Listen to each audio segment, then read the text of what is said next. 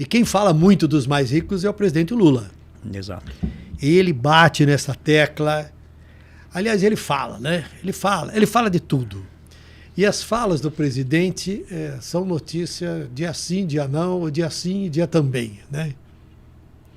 As falas do presidente, no que elas contribuem e onde elas botam ruído ou põem areia no ventilador e enroscam toda esta negociação ou o discurso ou a forma como é usada pela oposição e pela situação. Claro. Que tipo de consequência tem?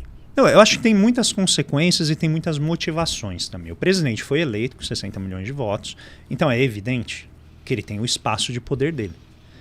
O problema é que, como a gente recebe a notícia, ela vem descontextualizada. Então vem assim, o presidente falou de tal maneira, e aí tem aquele julgamento moral. Qual que seria o melhor? Seria ele falar de uma maneira que esse grupo que está controlando a riqueza batesse palma. O problema é que se ele fizer isso, se ele falar para receber o aplauso da trupe que está endinheirada, o que o pessoal que está na base, que elegeu o presidente Lula para distribuir renda para eles, vai pensar? Onde que está a agenda, a voz dos pobres, se o Lula apenas dançar para o aplauso do topo rico? Então, acho que a primeira questão é a liberdade retórica do presidente. Ele tem a liberdade de falar o que ele quer e ele vai arcar com as consequências disso. Então, eu sou totalmente contra, assim, não, porque o presidente tem que moderar o seu tom. Eu não sei, porque quando ele não modera o tom, a popularidade dele cresce. E tem custo isso. E quando, na última disputa, ele insistiu, eu fui um dos primeiros a falar, passou do ponto. E não é porque passou do ponto porque ele não tem o direito de fazer, é porque a inflamação que isso gerou nos mercados começou a afetar o próprio governo. Então, quando o presidente questiona o Banco Central, quando o presidente diz que a sua agenda não está passando, é um direito dele.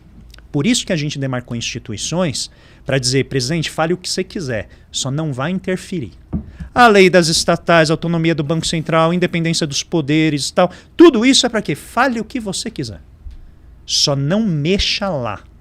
Porque se você mexer lá, aí a gente vai começar, né, a se preocupar. Só que note que a disputa é tão intensa que quando ele fala, isso é traduzido. Aí, o meu entendimento é que é de maneira oportunista, como se ele estivesse interferindo. Então eu pergunto para quem... Eu penso muito nisso. Eu falo, se ele fala, ruge, mas na prática não muda. Não muda, não altera as regras e tudo mais. Ou seja, não passa de falação, né? Com objetivos, com propósitos, muitas vezes tem uma estratégia, né? Quando fala de um jeito é para pegar alguma coisa, para plantar alguma outra coisa, para vender uma outra ideia. Testar uma ideia. Né? Então eu acho que é a liberdade dele, só que tem consequências. Então quando ele insistiu, ele falou, se eu não me engano, 13 vezes, no espaço de 10 dias. Sobre o Banco Central. Aí chegou uma hora que eu pensei assim, acho que já deu, presidente. Acho que a gente já entendeu. Só que ele estava naquele ritmo. Eu não sei o que é ser presidente. Eu não sei as pressões que ele passa, eu não sei como ele enxerga as coisas.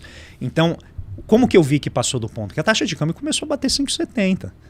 A taxa de juros que estava em 9 estava em 10,5. Explica por que declarações do presidente, mesmo que ele não mexa na lei, mesmo que ele não altere a regra, por que quando um presidente fala sobre determinado aspecto, na prática coisas diferentes acontecem? Tá, eu vou tentar explicar da maneira mais sintética possível. Mas essencialmente a gente vive num sistema que depende de promessas de pagamento. Então a gente não vive no presente, a gente vive para receber no mercado financeiro coisas lá no futuro. Então tudo que está entre hoje e o futuro tem um risco. Então se lá na frente existe algum risco daquele pagamento não ocorrer para mim, de o ganho que eu tenho previsto não ocorrer, eu vou aumentar o risco daquilo e vou cobrar um preço maior para assumir aquela promessa, né, de recebimento, no caso, para eu receber lá esse dinheiro lá na frente. Ou seja, existe uma dimensão de expectativas que depende de interpretação do cenário. Então, quando o presidente fala assim, eu não sei se tem que cortar gasto, eu não sei isso, ou o presidente do Banco Central tem que baixar o juro, não está baixando, não vejo a hora de colocar o novo presidente do Banco Central. Quem está lá, eu acho que é muito Tim Maia, assim, sabe? Me dê motivo! E aí fica aquela coisa assim, ó, ele está me dando um motivo. Qual que é o motivo? Eu acho que ele vai interferir. Não tem nada, é tudo boato, não tem fato. Mas aí eu falo assim, o Lula não consegue se segurar. Então ele vai colocar um banqueiro central, aí a pessoa já lembra do Tombini lá da Dilma. o Tom Bines baixou a taxa de juros de maneira muito agressiva, fora dos fundamentos, tal. Olha lá, tá vendo? O PT é sempre igual, o Lula vai interferir. Aí o que ele fala? Olha, eu vou comprar esse título teu, mas eu quero uma taxa de juros maior. E aí o título que vence daqui a 1 ano, sobe um pouquinho a taxa de juros. O título que vence daqui 3 anos, sobe um pouquinho a taxa de juros. E o título que vence daqui 10 anos, se em 1 ou 2 anos eu não sei o que vai acontecer, e aí pensando numa visão honesta de realidade, não alguém que está, né, intencionado assim por questão ideológica, com má vontade do governo, ele vai jogando o juro para cima. E aí a empresa que vai nesse mercado de 10 anos pegar dinheiro, ela pegava ali um empréstimo a 14%, ela está pegando a 18% agora.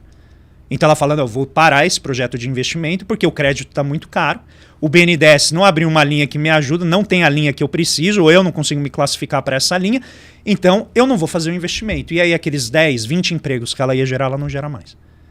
Esse é o efeito da taxa de juros. Tem um outro efeito que é a taxa de câmbio, que depende muito mais de coisas de fora do que da gente. A gente tem uma moeda que é muito especulativa. O real, ele tem mais contratos derivativos do que praticamente todas as outras moedas. Para quem não entende o que é isso, essencialmente são pessoas que apostam com o real ou contra o real para se proteger ou especular. O real tem o mesmo volume de especulação nesse sentido, de proteção e tal, do que o euro quase, que é a segunda moeda mais utilizada. Ou seja, todo mundo pensa em dólar ou em euro, né? Uhum. E só que as pessoas usam o real para especular. Então, quando tem esses movimentos, que no Brasil já é típico, já a nossa moeda já é muito volátil, e o presidente fala isso, volta o Tim Maia. Ele dá motivo. E aí o mercado se sente dessa maneira, ele começa a formar posições para se proteger, porque o cenário está incerto. E o resultado é o que a gente viu. Taxa de câmbio subindo, juros subindo, e aí é o sinal. Mas eu acho que o presidente percebeu, porque assim que ele viu, e acho que ele começou a escutar as pessoas falando, ele recuou. Você viu, assim que ele recuou... Mas essa é uma dimensão do poder dos mercados, Tramonta. Entende? Os mercados têm esse elemento que eles conseguem constranger o governo, e essa era uma preocupação lá do século XVII, da Revolução Gloriosa, depois veio com a própria Revolução Francesa, que é como que a gente limita o poder do monarca. Só que isso se traduziu agora, né, no século XX, XXI, como que a gente limita o poder de governos que são mais progressistas, muitas vezes taxados de populista, mesmo não sendo, mas que tem esse viés de redistribuir mais para a base da população. Olá, eu sou o Carlos Tramontina. Gostaram do corte? Então se inscrevam no canal, curtam, compartilhem, falem com os amigos. E se quiserem ver o episódio inteiro, é só ir lá no Flow News. Vocês vão encontrar tudo o que estão buscando. Um abraço.